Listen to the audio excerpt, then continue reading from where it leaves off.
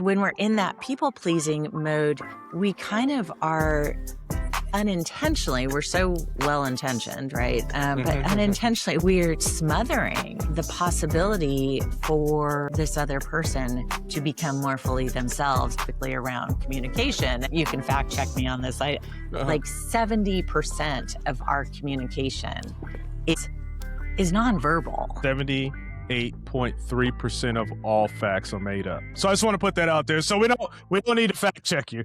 I'm Lee Jones, a U.S. Army combat veteran, author, and the host of this show. This is where honest conversations, veteran perspectives, and real-life lessons come together to help us all navigate transition, growth, purpose, and the moments that shape who we become. Welcome to Hindsight the Podcast. When you look back in hindsight, everything is 20/20. In hindsight, we make mistakes, we're learning from it.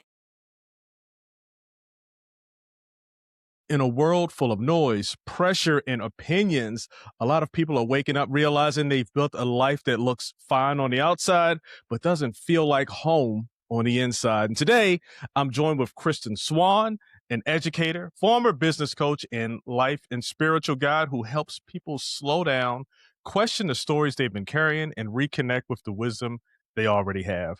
Good morning, Kristan. How are you doing today? Good morning. I am doing so well, and I am so looking forward to this conversation because I love this space that you've created and the way that you are allowing these conversations that I think are so important for all of us, right? I mean, even if we are, kind of in the work or doing the work, this is a journey, right? Yes.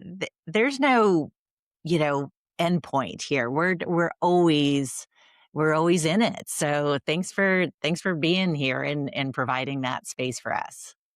Oh, thank you, Kristan, as well. I'm very interested. I'm very interested in this topic as well because I believe that many of us, me included, are making decisions right now to satisfy some beliefs that we no longer subscribe to. Right. And just learning just a little bit about you and understanding your background and the things that you share and your vulnerabilities. I thought this would be an amazing conversation, and I just wanted to tap into that. And I'm hoping that this resonates with the people who are listening and watching this episode, and maybe it'll give you that energy, that power, that charge, right, to take back who you are. Ed, we were chatting just briefly before we started recording, and I was sharing that we recently got a puppy, and in the steps leading up to it, I was reflecting on it because we've had dogs for many years, and the last dog that I had adopted was just a beautiful soul in that she loved all people. She loved other dogs, and she never, ever could be left alone. Never. Now, when you say she can never be left alone, that could be taken a lot of ways. One, she misses her person. Right. Two, she tears the place up when you're gone. Like, what does you can never leave her alone mean? All of the above. That there is just this incredible anxiety that happens in her. I mean, to the point if you just went and left her inside and she couldn't see you and went to the mailbox right at the end of the driveway and came back. It was like 12-ish years of kind of navigating this and figuring it out and wanting to be the best steward of this dog's life that I could be. And after she passed away, I was like, I just need to take a break. I need to reclaim some time back and things like that. So as we're kind of getting and thinking about introducing a dog again into our lives, I was holding so much anxiety. And the reason why I think it's relevant to our conversation today is I realized I was kind of convinced that the same thing would happen, right? I was worried about basically the same, recreating that same situation. And I think about how many times in our lives that we are telling ourselves the same thing is going to happen, right? So maybe it's, we tried something. Maybe we tried something personally. We tried connecting with another person in a way that we really put ourselves out there, or we tried something professionally and it didn't go the way we wanted it to go. In fact, it went horribly wrong, right? Or it just kind of was this, all the different ways that things can not turn out the way that we want them to turn out. And that, so I was carrying this fear that if I get a dog again, it's going to be this same situation. And I'm completely ignoring the fact that the next dog in my life is going to be a completely different dog. I'm a different person at this time. I actually live in a physically different place. Like all of these different pieces, right? That are happening. And yet I'm still holding on to this fear that it's going to happen the same way. And then I think the other thing that sometimes we can do is, and again, this is kind of where those stories that we're holding in our head and in our hearts can influence us, is that even with all these new variables, right? And even with all these new things that are informing this moment, we can behave in a way that begets that outcome that we were worried about, right? Because we're kind of again on this loop of this is the way it's going to be.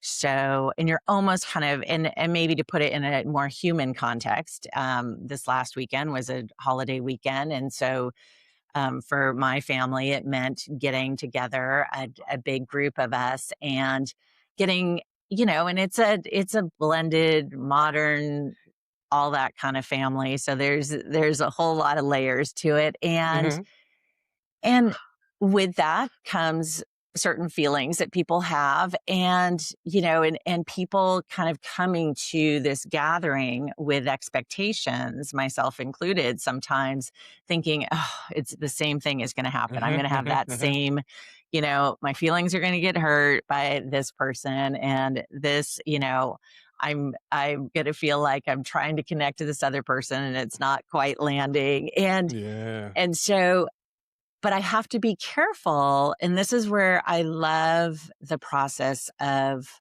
awareness and then curiosity, because I don't have to behave the same way. Like I have to be, I think we need to be aware of those patterns that we are creating in our own lives, that we are also dissatisfied with or complaining about.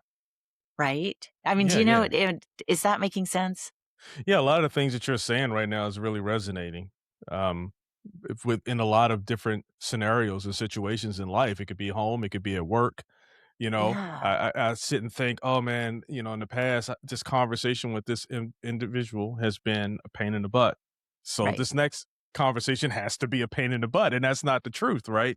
But what we can No. do, and what I've learned to do, is just try to go into each conversation now and hear the information that's being put out. Hear what they're trying to tell me and Yeah. dismiss, because maybe if I take some negativity into the conversation and people don't realize that they do this, and then someone feels that negative energy and they give it a little bit back to you, now you've justified how you felt in the beginning of this Exactly. conversation. You're like, You know see, what I mean? there it is. Yeah. No. And I remember doing a preparation for a presentation many years ago, and it was specifically around communication. And you can fact check me on this. I don't know. I'm not claiming that this is the right number, but the point will be made that like 70% of our communication is nonverbal, right? So whether you think that the energy that you bring into the room, if that's too woo for you, okay, we don't need to use that language. However, there are ways that that other people are picking up on how open you are, how relaxed you are, how, friendly you are. Right. And that's even before a word comes out of your mouth. Right. Yeah. Yeah, So absolutely. how I really like to think about, when you are just I do this each day, like, how am I going to show up for this day? And I'll ask myself, both with curiosity, which I've mentioned. That is such a foundational piece to my life, because that's a place when I'm remaining open, right? And I'm kind of allowing for other possibilities that I haven't thought of or haven't happened in the past. So how am I going to show up for the day? And I will think about that in terms of kind of knowing what my schedule is, and knowing if it's going to be a little bit of a, there's a lot on my plate today, or I feel like there's a lot of stuff I need to get done, or I've got a family thing coming up, or whatever that is. But I think that check-in first thing in the morning of, let's be intentional of how I want to show up for this day, because that's going to set the stage for the day that I have. And we do have a choice in how we show up, right? We don't have a choice in everything that happens to us, or things that there's a lot of things we don't have a choice around. But we absolutely have a choice in how we show up. I tell you, first of all, I just want to make a comment that 78.3% of all facts are made up. So I just want to put that out there. So we don't need to fact check you, but oh my gosh, that is great. May I continue to use that? I'll attribute you. You can throw any percentage in there that you like. It doesn't even matter, right? So, I was listening to that, and you talk about waking up intentional on how you're going to approach a day. That's something that I don't do. And I hear about it, and I know about it, but I don't necessarily do it. I get up, I brush my teeth, I put some clothes on, I take my dog out for a walk, and that's how I start the day. But what I do, what I do, after the dog does the, you only need to say do once, Lee. What I do is, I do pay attention. And this is one thing I learned, and this is me being vulnerable again. And I've said it before, when I was in the military, I had to go to anger management. Won't tell you why, but I had to go to anger management. In that time, in that space, in that learning period, I was able to understand that I really have a choice. That's the bottom line. I have a choice on how I'm going to respond to certain things. I didn't know that at first. It was all instinctual. It was all, this is what I'm supposed to do. If you disrespect me, I'm going to disrespect you back. If you slap me, I'm going to slap you. Eye for an eye, all of these different things, right? This is what I thought. Yeah. But then I started understanding that, I don't have to necessarily get mad.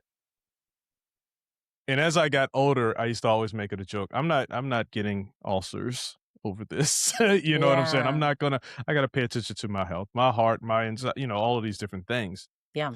But it's interesting because I keep hearing to get up and be intentional with how you're going to attack your day, right? And I think I can learn from that. I think that can help, because there are plenty of opportunities for you to derail and go off course if you don't set yourself up mentally from the start, Yeah. Well, thank you for sharing that. And I will, I just was reflecting on that this week. I had to go to anger management courses when my first husband and I were in the process of divorcing. And we had 3 little kids at the time. And it was such a, it was such a hard time. It was really a hard time. And I initiated the divorce. So, I mean, and I'm grateful that I did. Or, I mean, it was the right thing to do. That doesn't mean that it was in any way easy or that I don't have deep regrets over how, disruptive it was to my kids' lives and my family at large. And, there was a situation where, again, I won't get into it, but where I was so desperate to prove to my husband, soon to be ex-husband, that I wasn't a bad person for initiating this divorce. And that, I mean, I really just felt, it was after 11 years, and I just felt like I didn't know who I was. I mean, I just was like this ghost of myself. And that's not his fault. He didn't necessarily ask me to do that. But that's what I did. And it just felt like I needed to ask for this divorce in order to kind of survive, essentially.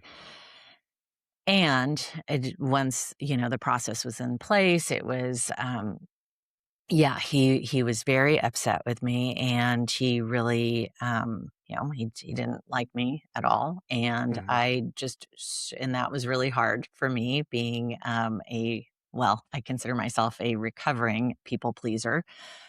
So I was, really trying to prove I was a good person, and I was trying to do all the things that he was requesting, which, it kind of, in his pain, it was kind of an endless list of things that I was somehow supposed to be jumping through these hoops. And I was jumping, right? Until I just, I was exhausted and caring for little kids. And I think what I realized, and I didn't fully realize it in that moment, but it has, I've gotten more clarity around it, is the anger that would come up in that moment, and even subsequently, sometimes when I don't really get that angry anymore. I mean, I can get frustrated or whatever, but like deep, it was, I was angry with myself. I was angry with myself because, and the reason why I was saying that I've got more clarity over this over the years is because the times that I do kind of start feeling that kind of deeper, like, anger, I'm realizing that I'm angry with myself because I am betraying myself, right? I am making choices, or I am acting in a way that is really betraying myself. And this other person or situation that I'm reacting to, right? Because it's anger, I feel like, is a very reactive state, is they're just doing their thing. They're doing their thing, whether it's a person. And in many cases, sometimes the people that kind of can elicit the most anger from us are the people that, I mean, they're consistent, right? They're showing up consistently in that way that is, driving us nuts. And what I learned in reflecting is, it's like, I get to choose. I mean, again, this idea of being intentional and having a choice. I'm the one, I get to choose how I respond to this. And I think why kind of the work that I do in terms of encouraging people to journal, and when I talk about self-discovery and getting to know yourself and evaluating your stories, is because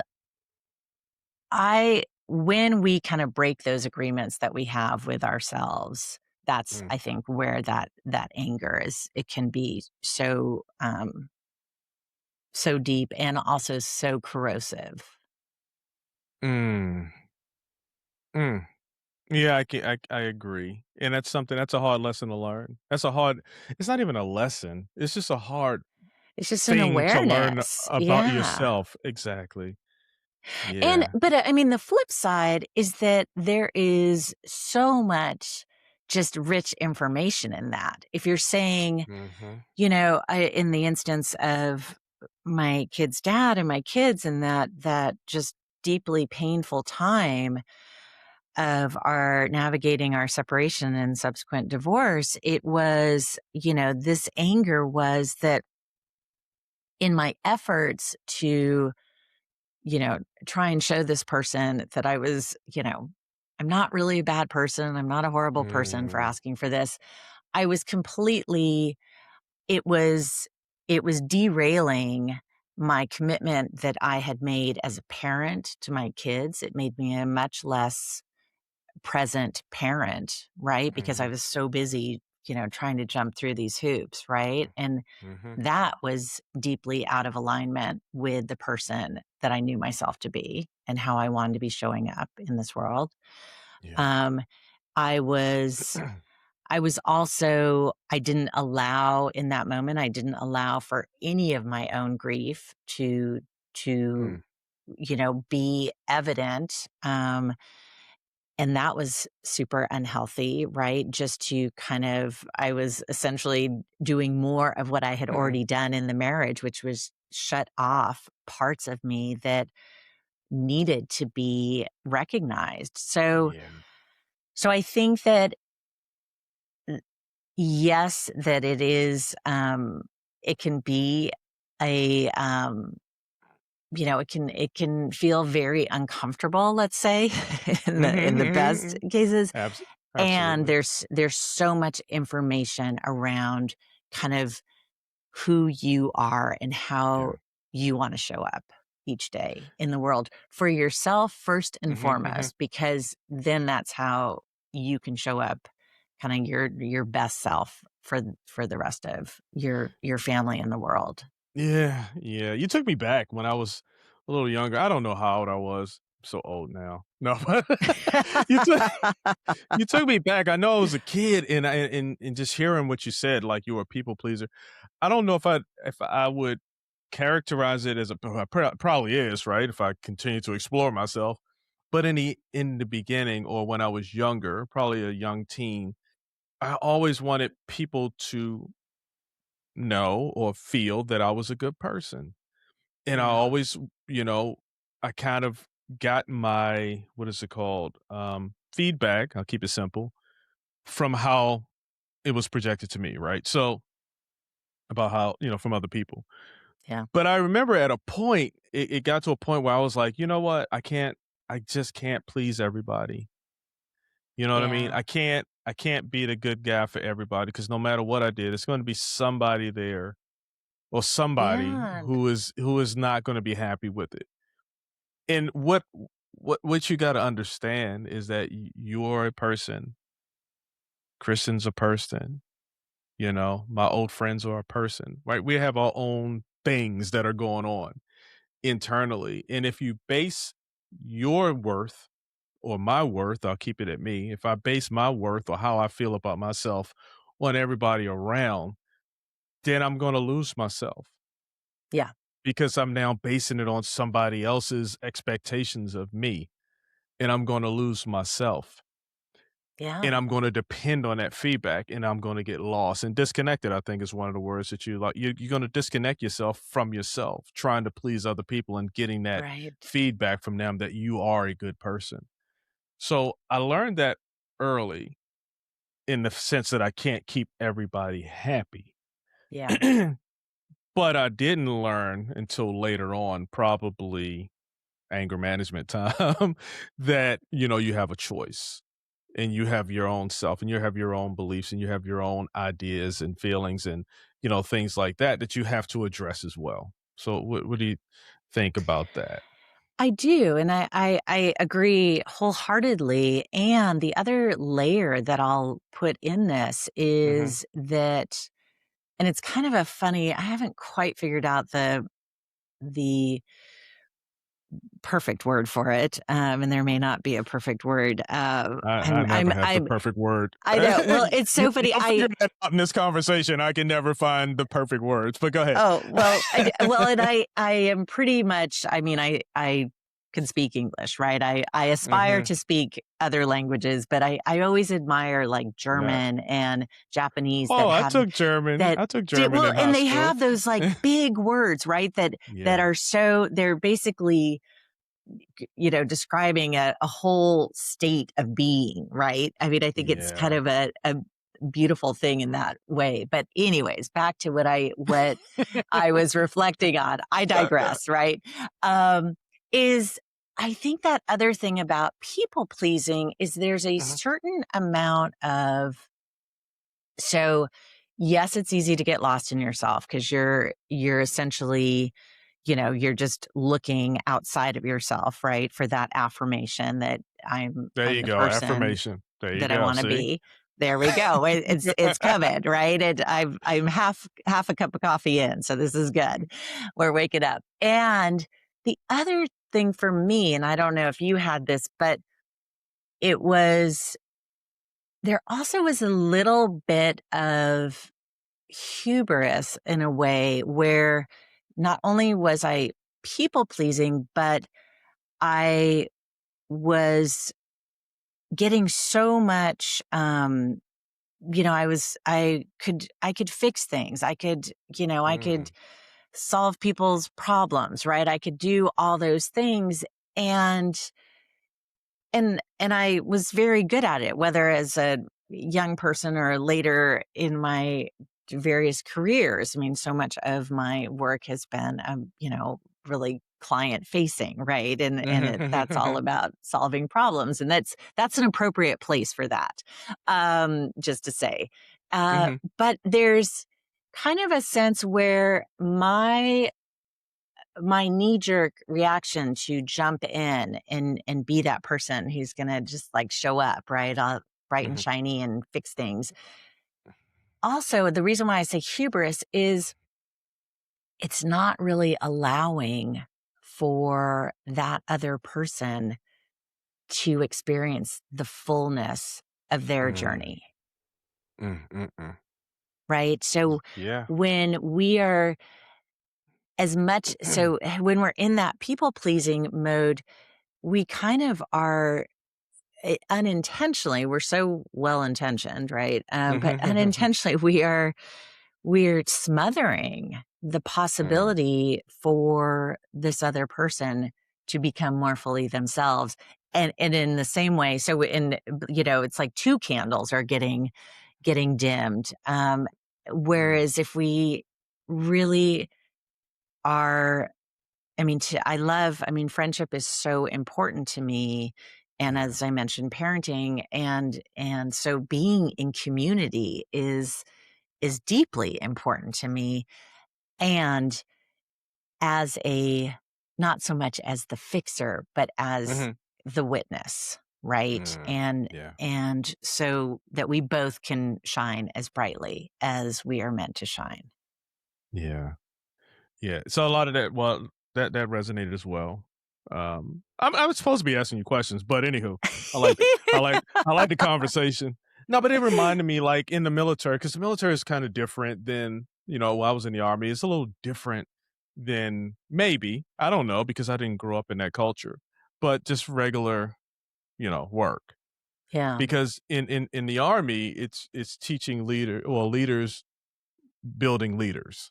Right. So it's all about leadership, right? That's the goal. And one of the things that I did learn in the Army is that I can do everything that I know how to do, right? Obviously, that I know how to do. I can do it all. Right. And some of these things, the people who I lead may not know how to do it, or maybe they do know how to do it and they've just never experienced doing it. So what is it called? I'll tell you the words. When you delegate. Yes. Delegating is a hard thing for people because you don't have confidence in someone's ability to do it the way you know how to do it. Yeah. And kind of like that's the key, like you know how to do it, like how you know how to do it. And if you sit and think about it, so this is the lesson that I learned, I would keep it really brief, is that you delegate. I need you, Private, to go and take stack of rocks here and move stack of rocks to there. Right. Go. And just watch how they do it. Well, And you and talked that's about, well, really quick, you talked yeah. about two candles being dimmed by you doing it yourself. One, you give this other person or people an opportunity to Yes. experience it and to do it, right? And two, which is most importantly for me as well, is that, I never would have thought to do it that way. Right. And you get an opportunity to learn, to continue to explore ways to do things better. Yes. So go ahead. You were going to say something. I Well, no, apologize. I mean, I like your example better. I might actually start using your Well, example. The rocks, example, right? yeah, the example I always use is, Mhm. if you've got a group of people, and you're having a meeting, whatever, you're Yeah. having lunch with friends or whatever, and one person, offers to go get lunch.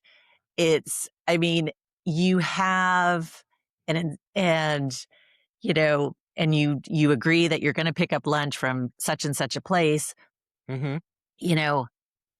That person may, if I were going to go there, I may take my car and I may drive this certain way. If, the other person was tasked with this, they may, take the bus and go a completely different route. And, the person that's Yeah. actually tasked with it is like, I have an e-bike, and I've got a big basket and I'm going to take the e-bike.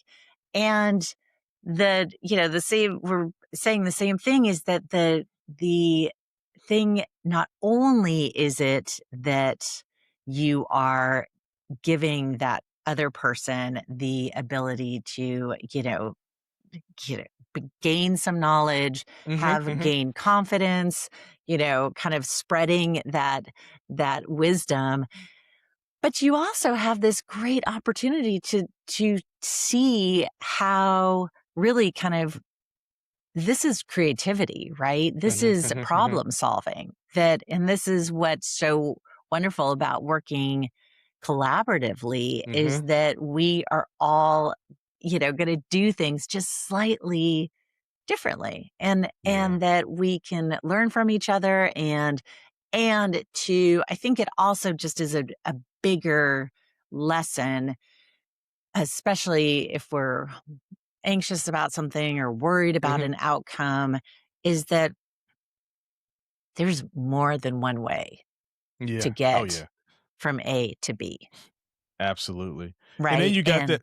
Yeah. Oh, go ahead. I'm Oh, sorry. no, go. No, I was saying then you got the fourth person who has the phone and the app, and they're young, and you're like, what do you want? And they're like, you say, look at this kid over here texting while we're trying to give out orders, right? And Right. and you're like, well, when are you going to go get it? Oh, I ordered it. They're going to bring it to us. They're going to bring it here. We have all this more time to sit and chat, right? I mean, yeah, exactly. So many opportunities to learn. Absolutely. So many opportunities. And so and the other thing that you mentioned that I love is, yes, I think that, most of us have a multitude of things that we can do, right? And yet, just because you can do something doesn't mean that you always have to be the one that does it, right? again, like allow other Mm. people to do things. Like, especially when I was business coaching and I was working with small business owners and I mean, talk about people that it's I was like trying to pry their little fingers off of every, bit of their business. Cause I'm like, Mhm. well, you're only going to grow this much if you Right. can't delegate. Right. And That's it. That's so it. again, like with them, it was so clear cut. It's like, just because you can build a website or something, is that really the best use of your time? Because there's Mm. all these other people that not That's all only they do. can they build websites, but that's all they do, Yeah. right? Like that I don't think that's not an income producing activity for you. Like Yeah. let's get back to the thing that you're so good at and that is Yeah. kind of where you truly shine. So many opportunities. So Yeah. many opportunities. I don't want to, because as I'm talking, as I'm listening, I'm hearing all these things, and it just makes you think of all the opportunities, all the choices that you have, Yeah. that you can make to make your life better, their life better, your life expand, and having that exploratory, what is it called? An explore, yeah, some sort of exploratory mindset Yeah. to Right. just continues to be better, to learn, and go ahead. Yeah. Well, I mean, you probably are familiar with the growth mindset, right? I mean, Hmm. there's the Hmm. fixed mindset and the growth mindset. And I love Carol Dweck's work around the growth mindset. It's just I remember when I first read it and I was like, oh my gosh, this is Yeah. so great. Like this is so amazing. Yeah. And I kind of would love to put out there like the next level, which is, bringing kind of a creative mindset, right? So Hmm. Hmm. beyond the growth mindset, but also just leaning into, especially as we are living in this world of technology and Hmm. that is, moving at such a incredibly rapid rate. I mean, so much more quickly than our kind of humanness in some ways can keep up with. Right. Um, that creative mindset for allowing uh possibilities that are unknown. And even, I mean, so much of our thinking is kind of thoughts that we've already thought before, Mhm, right? mhm, mhm. Yeah. Absolutely. Alright, speaking of thoughts that you've already thought before, I'm Yes. Imma get a question in, Kristen. Okay. Hey, what beliefs did you inherit early that you later realized were influencing your life more than you thought?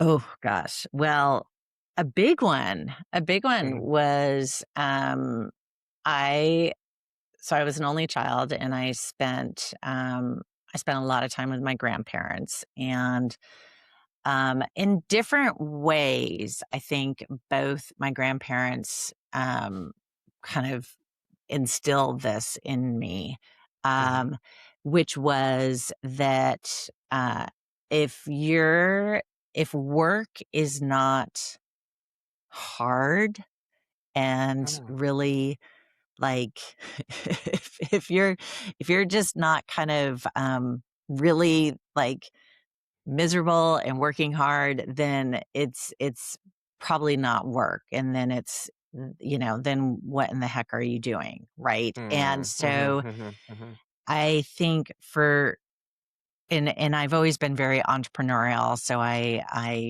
have had several of my own businesses Mhm. and then I also when I did work for other people, it was generally kind of smaller groups. And Yeah, and so I think that I really was determined sometimes when things felt too easy, I doubted myself, right? Mm, I thought, "Oh gosh."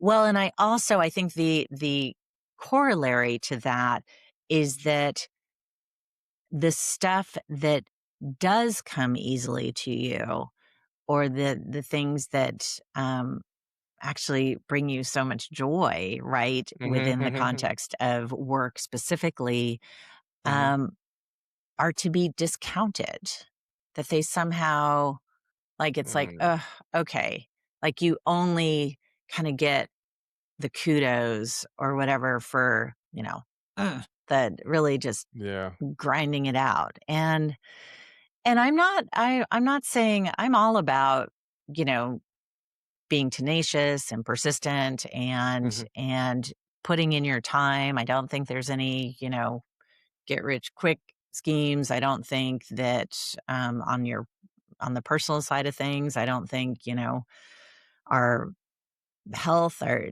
changes overnight. I don't think our relationships, I mean, all of those things Yeah. take an investment of our time and our attention. So I'm not saying that, but just this element that things had to be kind of that there was like this drudgery that had to accompany it, or else it really it somehow didn't have as much value. Yeah, I had a lot of thought. I had a lot of thoughts on that. One, it took me back when I was in school, and I remember distinctly how school was so easy in Hmm. elementary school. And when I took it to middle school, I suffered because I didn't really apply myself in elementary Yeah. because it just was easy, right? It Yeah. was, 1 + 2 is 3. That's easy, right? Right. Right. But then when it gets, a little advanced, I didn't understand how to apply myself to study. So I suffered a little bit in middle school and then a lot in high school, right? Because at that point, I think I said earlier, I know how to do what I know how to do, right? Right. And for me in high school, I wanted to do what I wanted to do. I didn't know why I had to take English literature.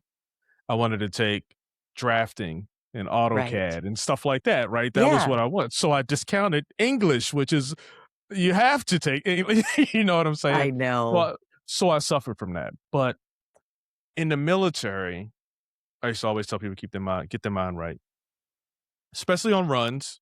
Hmm. When we had runs, get your mind right, and that means it's going to be hard. We're Yeah. going to be running far, and we're going to be running fast. Get your mind right. Get comfortable being uncomfortable. Right. Right. You know And what I'm I think, saying? and I absolutely, and I'm not saying that, and I really specifically when someone had reached out to me recently and was like, I'm just so unhappy. And I Mhm, just mhm, feel like I need to completely reset my life. And mhm. I was like, well, um, I hear you, and I'm taking you seriously, because I know you've been through some things, Yeah. and I'm I'm also gonna get a little bit picky. Like let's make sure our focus is at this point. Happiness is so ephemeral, right? Mhm. And so let's really be shifting our focus to building a joy of life and meaning.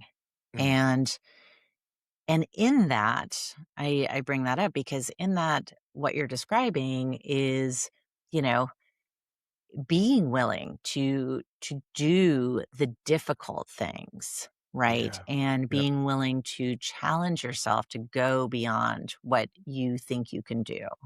Mhm. And getting comfortable with being uncomfortable.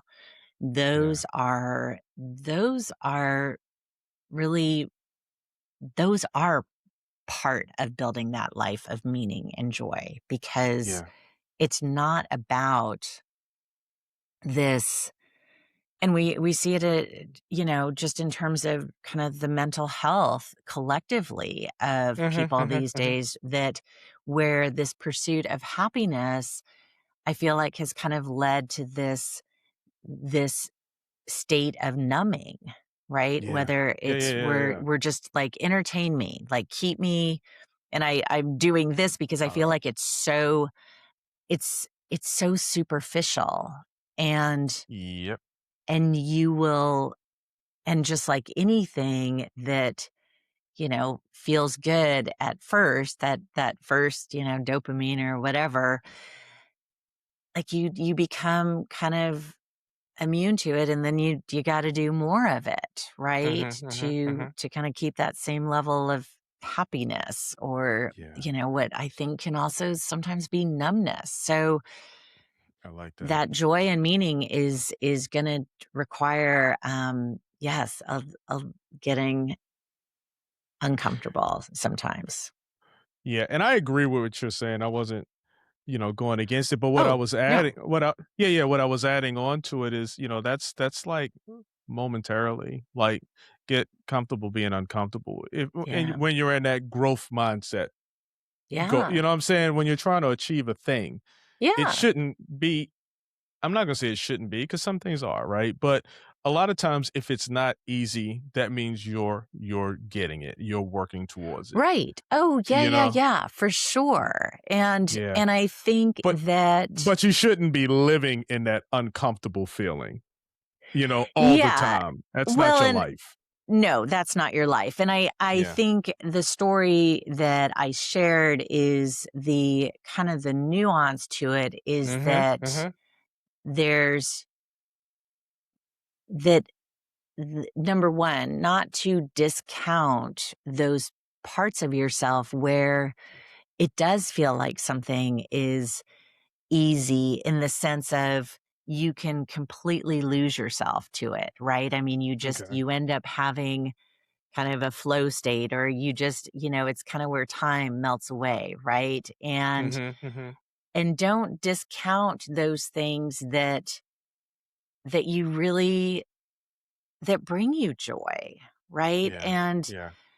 I think that in that kind of that old school, stuff that my grandparents were doing, it was yeah, it was kind of,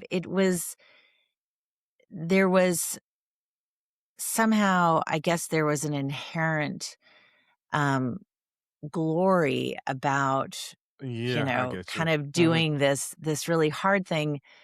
But it was almost like, whether it was, they weren't discriminating between whether it was just busy work, whether you could Mm, you could, I like you that. know, throw pick at a rock for 8 hours, or if it was really the stuff, the difficult stuff that is, again, Mhm. has meaning and purpose towards what you are trying to achieve. Yeah. Yeah. I like that. Hey, so I'm gonna get another question. And what were some, and these are directed at you. And if you want Yeah. to talk about somebody else, that's cool. But I like to talk about me Yeah. and you. No, Right I'm here. love, Well, I'm what? here. I know, and I appreciate it. But what were some of the hardest truths? Truths. I'm from Baltimore, so apologize. What were some of the hardest truths you had to face about yourself in order to grow? uh, yeah. Mhm. Um, yeah, they don't feel good in the Mhm. moment.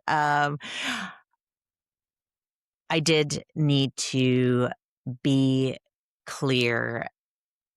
I've been married 3 times, and I'm very grateful to say that I have figured it out at this point. And the truths of my previous 2 marriages, and this is no fault of the people I married, is that was I was kind of chasing these attributes that I thought that they had to kind of complete me, right? To fill Mm, up what I felt like I lacked.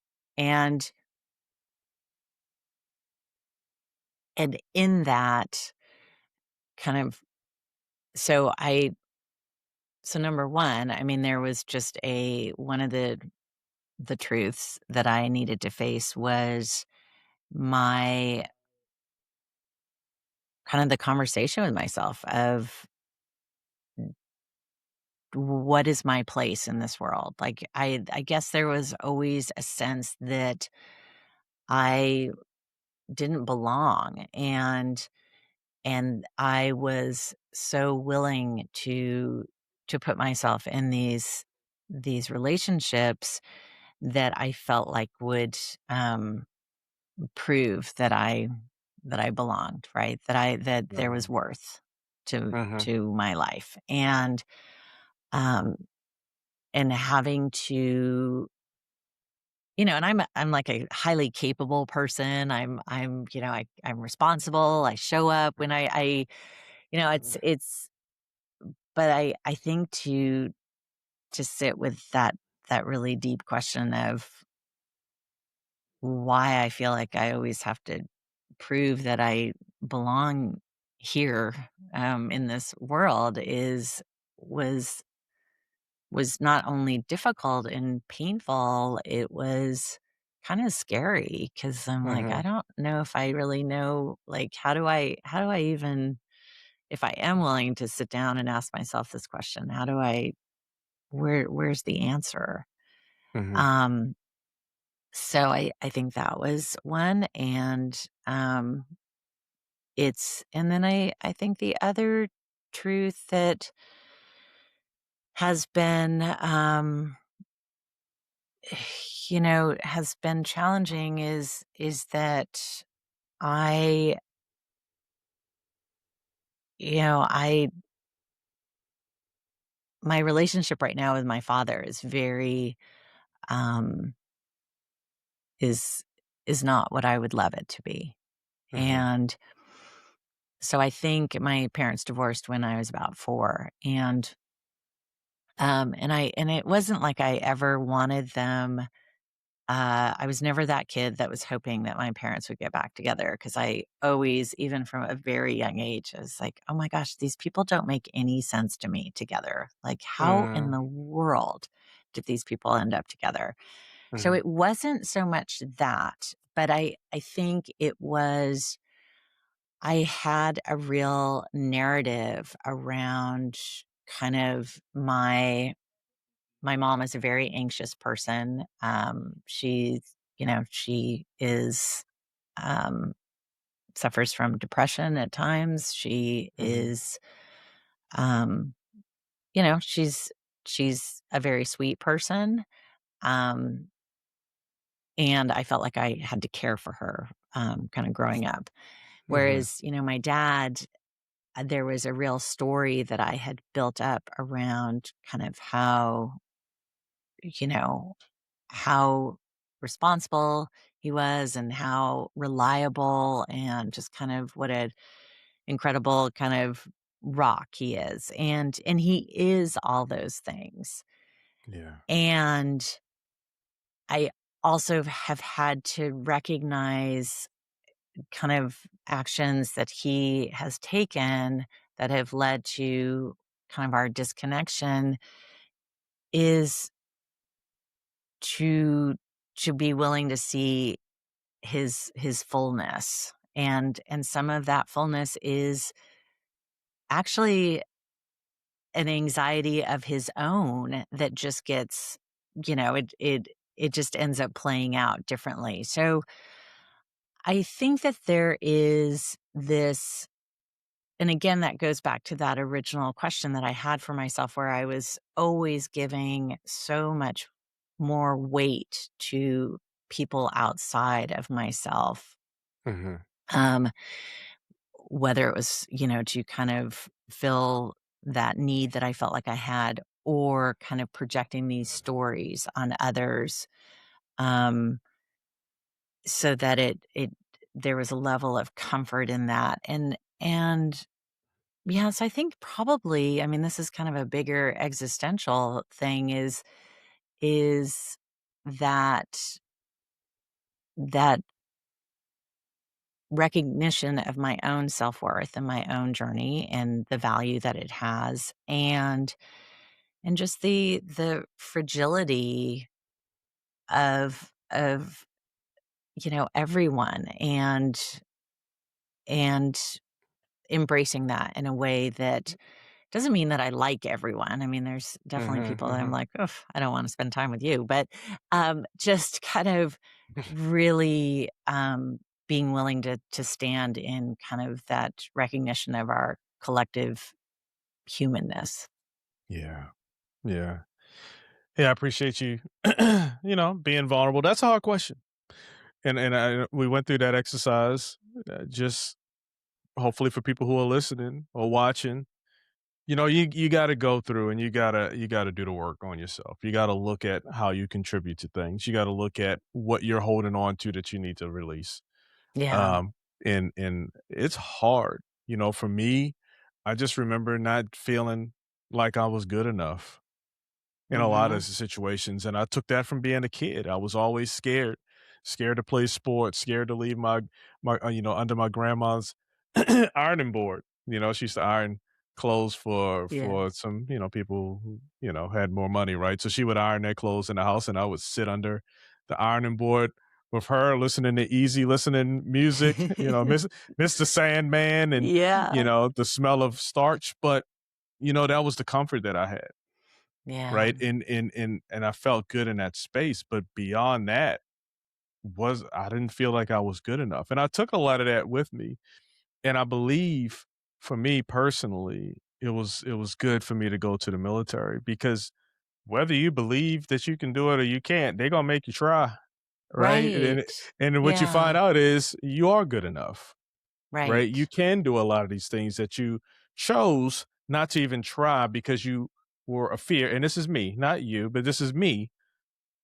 I was afraid that I wouldn't be able to do it. I was afraid that I would disappoint. I was afraid of being embarrassed. You let the ego in, Oh right? Because I couldn't do gosh. it.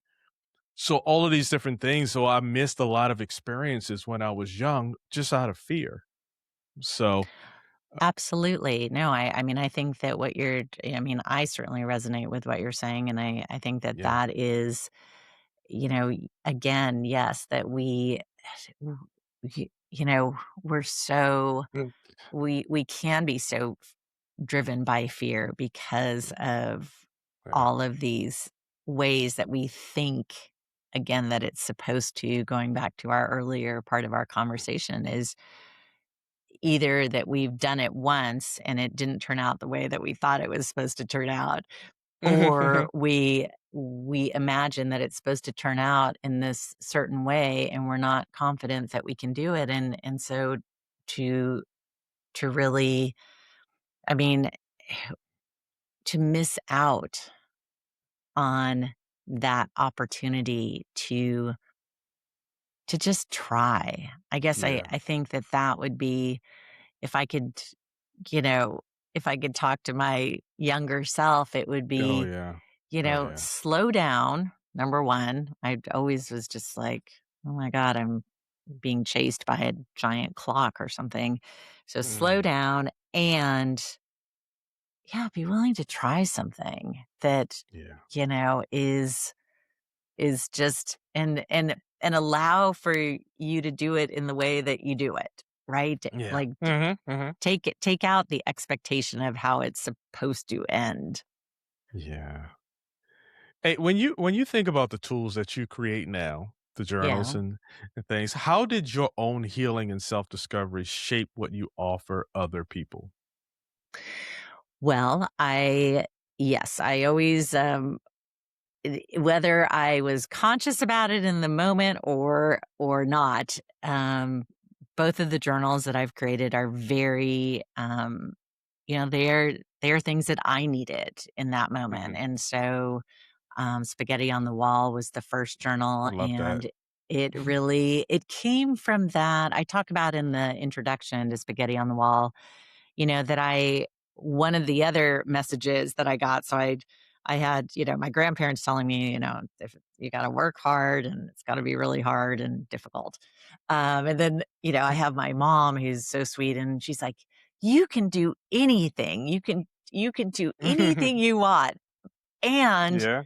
there was zero, there was zero kind of concept of, well, how do you even figure out like what it is that you want? Or, okay, Mm, if you have an idea of what you want, like what are the steps that you take to kind of start getting towards that thing that you want? yeah. But before I could do any of that, it was like I needed to figure out who I was. And so Spaghetti on the Mhm. Wall is just it's very simple. I mean, I love simple stuff. I'm not into, a big making things really, I want the simplest tool that's going to Mhm. yield the biggest impact, right? So I recommend that people do spaghetti on the wall about 15 minutes a day or 12 minutes, whatever. And it Mhm. really just is a way for you to kind of witness your own life in that non-judgmental observer role, right? Because I think Yeah. that a lot of times when people think about journaling or even think about self-discovery, they're like, oh, I don't want to navel gaze. I don't want to, it's going to be hard or it's Yeah. like, okay, so and then also I think that our like shame or our guilt can really get in the way of kind of recognizing those stories and those patterns. And so spaghetti on the wall, it says, let's journal, but you're journaling in a way that's you're an observer, non-judgmental. Okay. And then you go through and you do what I call the experience evaluator. So then you're saying, what were those big yeses of my day? And they don't have to Mhm. be big moments.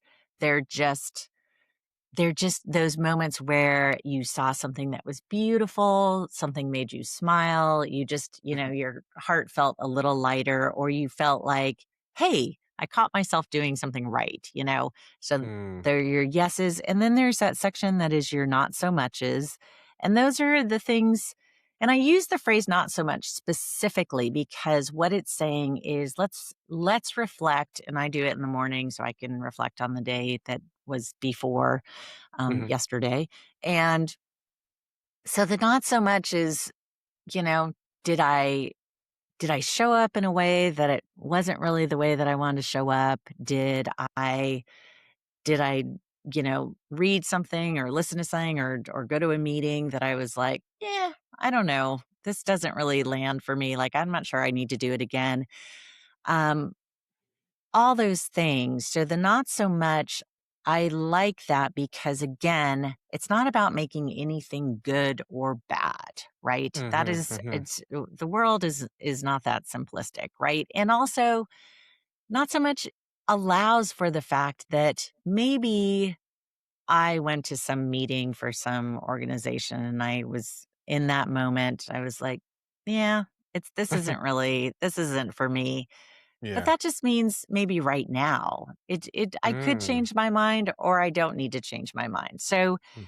that's what spaghetti on the wall does. And I think for me, the moment when I was creating this back in 2017, I was in the midst of my second marriage and Okay.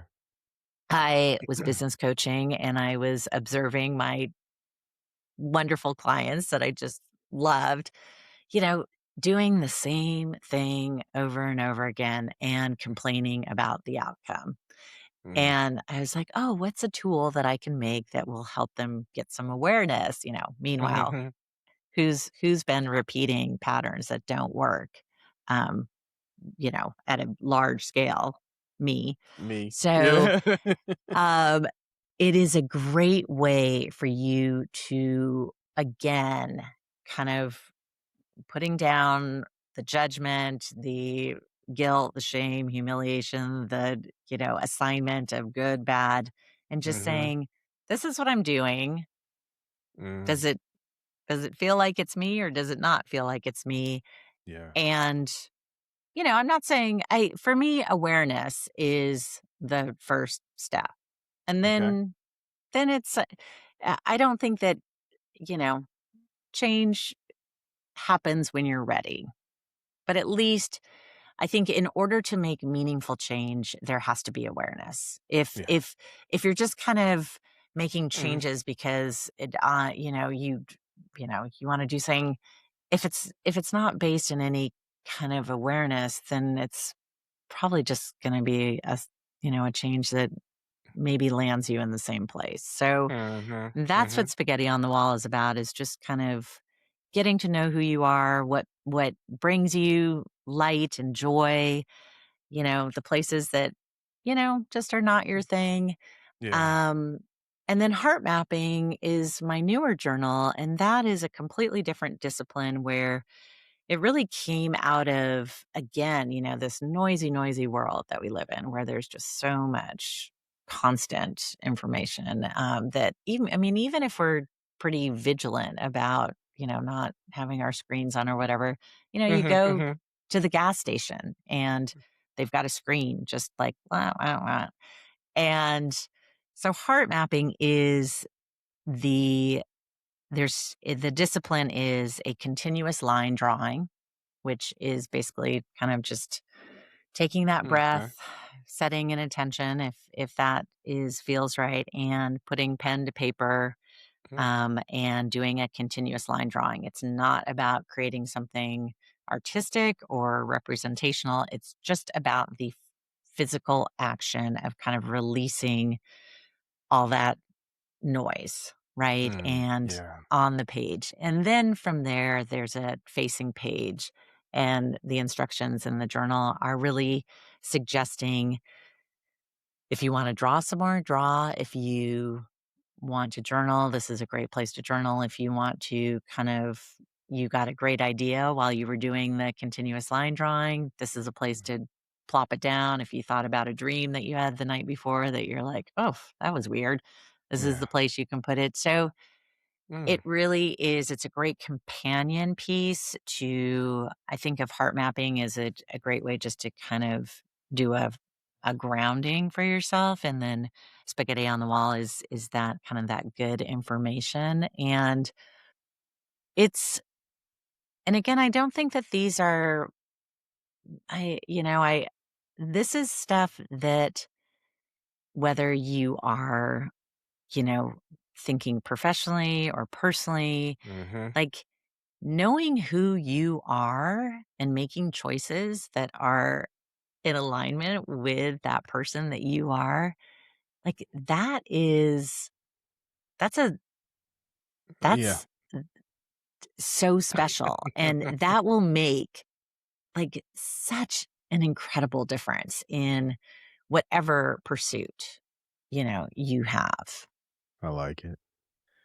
I like it. Hey, for someone who's listening, who feels disconnected from themselves right now, what do you hope they understand from your journey?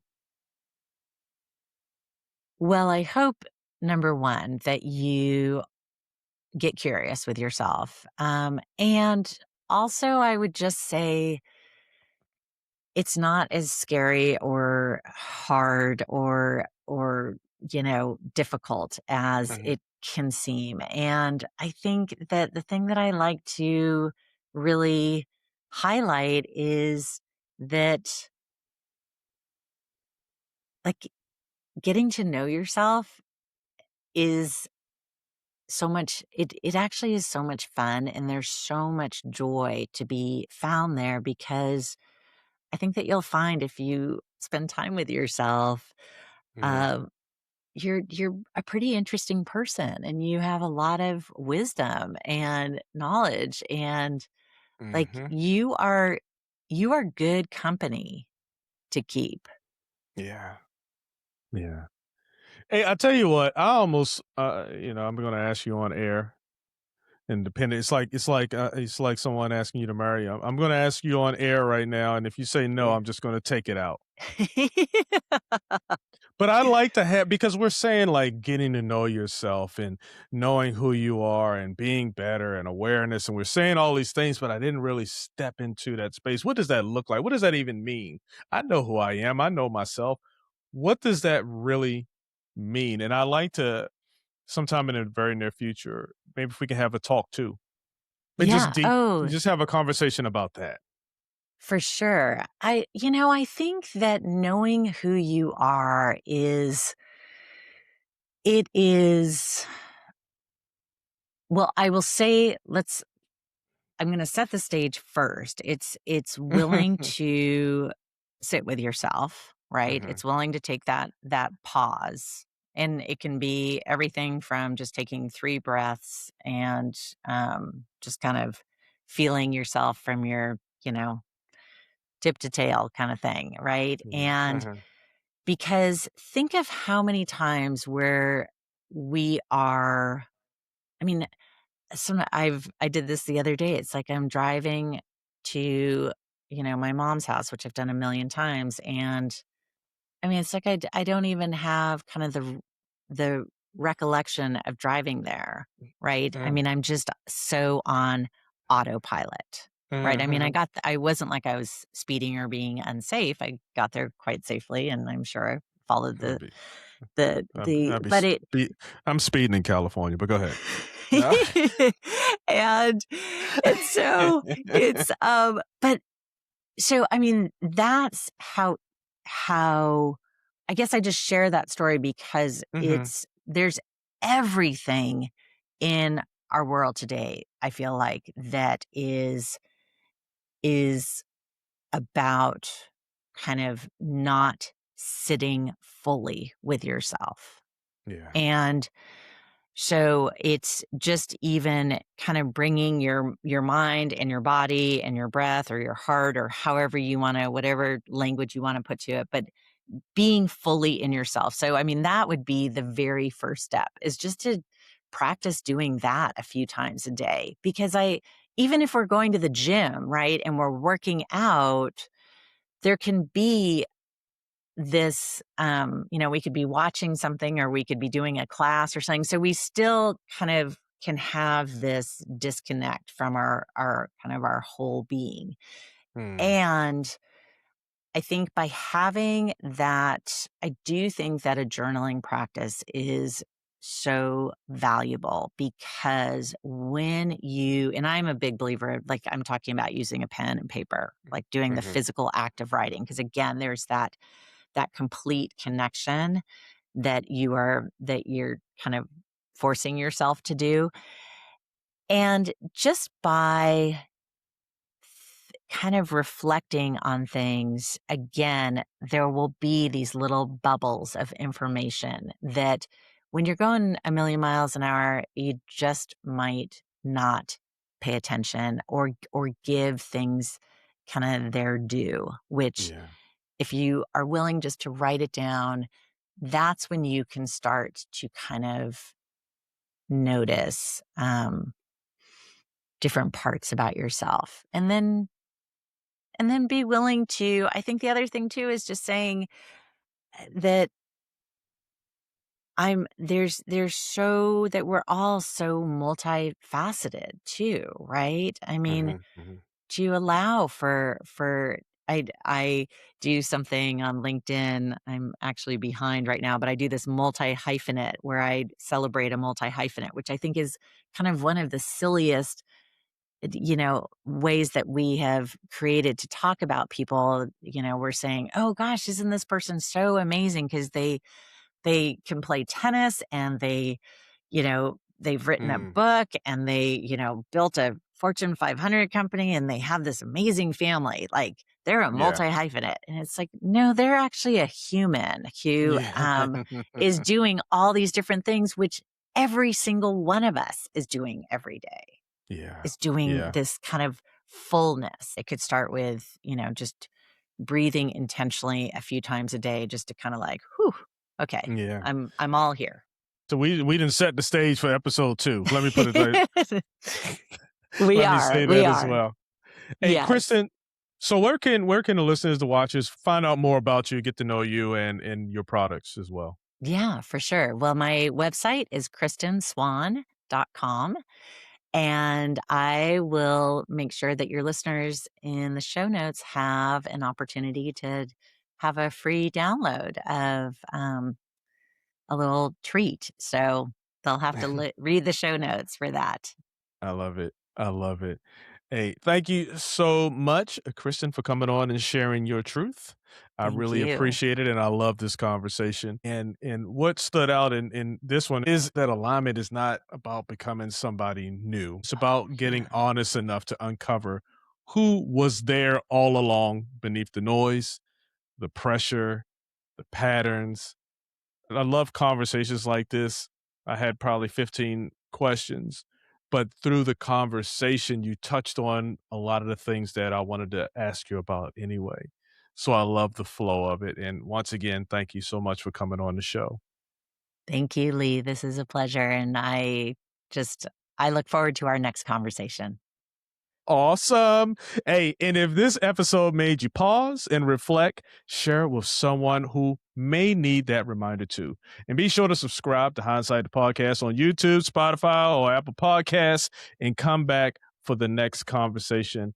I'll see you later. So really quick, everyone, I changed, if you see blinds and stuff, I changed how I'm set up. And typically I would salute at the end, but you see the microphone is in the way.